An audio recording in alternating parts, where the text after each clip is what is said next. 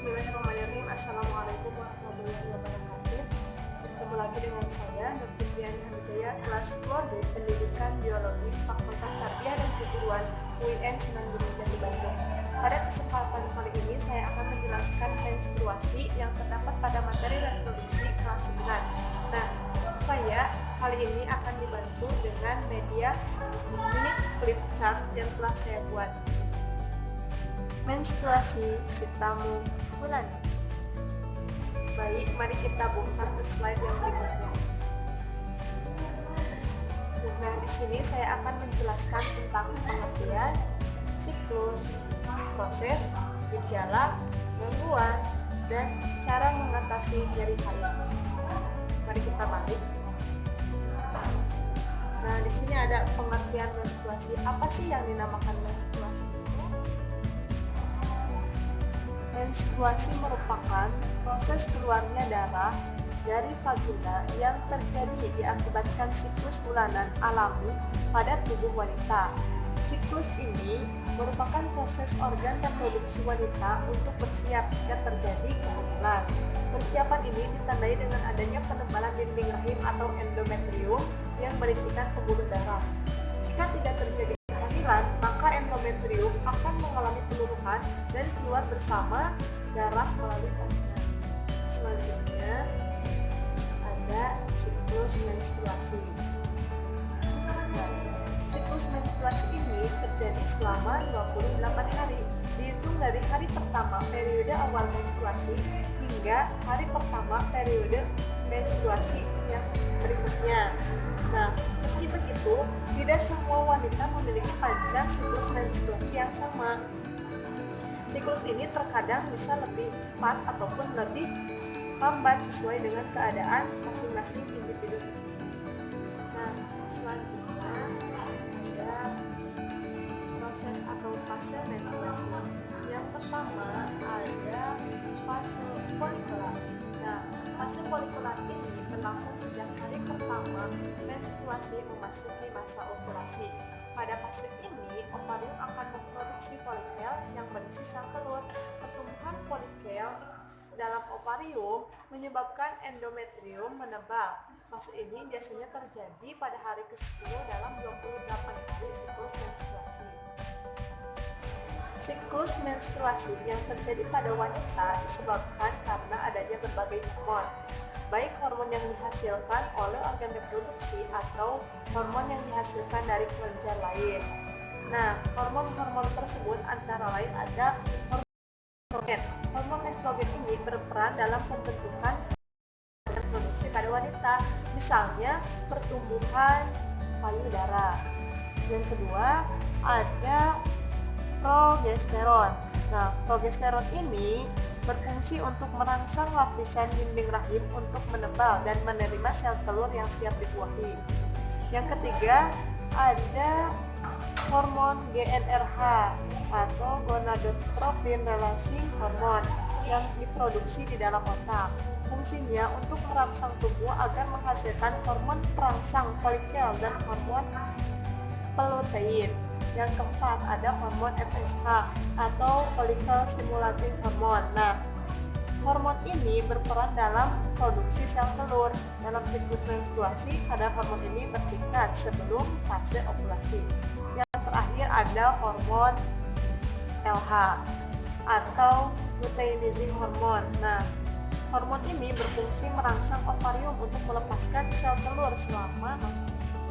Yang ketiga ada fase luteal atau sering juga disebut dengan fase pra-menstruasi. Nah, setelah fase ovulasi, folikel yang telah pecah dan mengeluarkan sel telur akan membentuk korpus luteum.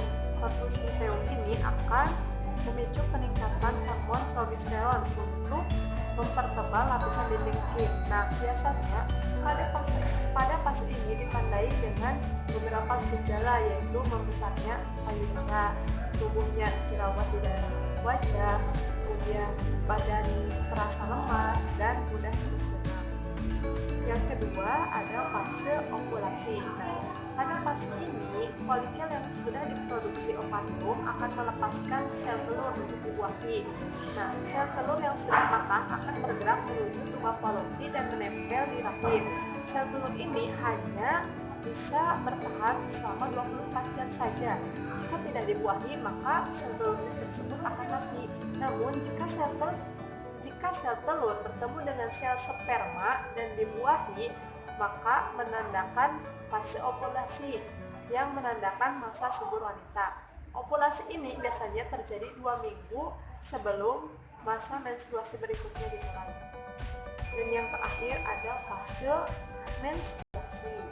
Nah, pada fase ini sel di dalam rahim yang mengandung darah, sel-sel dinding rahim dan lendir akan keluar melalui vagina. Nah, pada fase ini dimulai sejak hari pertama menstruasi dimulai dan bisa berlangsung selama 4 sampai 6 hari. Pada fase ini biasanya akan terasa sakit di bagian perut bawah dan punggung karena rahim berkontraksi untuk membantu meluluhkan endometrium. Lanjut ke slide berikutnya. Ini penjelasan dari tadi yang sudah dijelaskan. Kemudian ada ini gangguan saat menstruasi. Nah, yang pertama ada amenorrea, yang kedua ada dysmenorrhea, dan yang ketiga ada menorrhagia, dan yang keempat ada oligomenorrhea. Jadi lanjut, karena hormon prostaglandin yang tinggi saat yang ketiga ada menorrhagia atau keluarnya darah mens secara berlebihan. Nah, berlangsung lebih dari haid normal selama 5-7 tahun. Penyebabnya biasanya karena pola makan yang tidak teratur dan gangguan hormon. Yang keempat adanya gangguan oligomenorrhea atau wanita jarang sekali mengalami menstruasi. Siklus menstruasinya lebih dari 35 sampai 90 hari per harinya. Nah, biasanya yang mengalami gangguan ini hanya 8 sampai 9 kali haid dalam setahun. Selanjutnya ada gejala yang dialami wanita saat menstruasi. Nah, banyak sekali wanita yang selalu mengeluh dengan gejala-gejala yang dialaminya, tidak baik.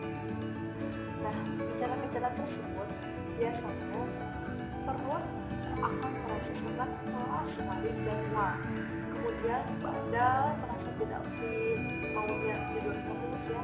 Kemudian ada sakit kepala dan pusing, demam, keputihan, gatal-gatal pada kulit, emosi meningkat dan muncul jerawat di daerah muka. Teman ketahui di mana ada sebab, di situ ada akibat. Di mana ada siang, di situ ada malam. Di mana ada masalah, di situ ada solusi. Nah, kali ini saya akan membawa solusi dari masalah-masalah pada diri haid. Nah, teman-teman yang saya cintai, tenang saja karena saya akan membahasnya. Yang pertama, bisa mengompres dengan air hangat. Nah, jika perutnya terasa sakit, teman-teman bisa menggunakan air hangat sebagai solusinya. Yang kedua, minum air hangat. Ya, air hangatnya diminum.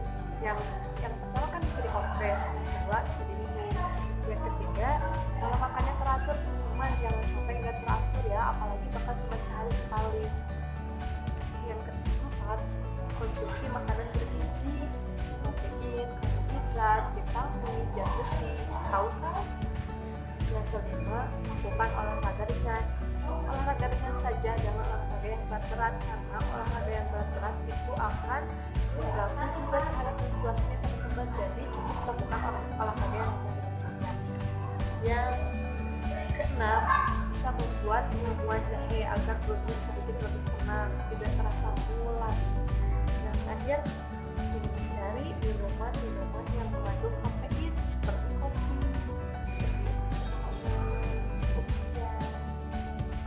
Cukup sekian video saya kali ini, semoga bermanfaat.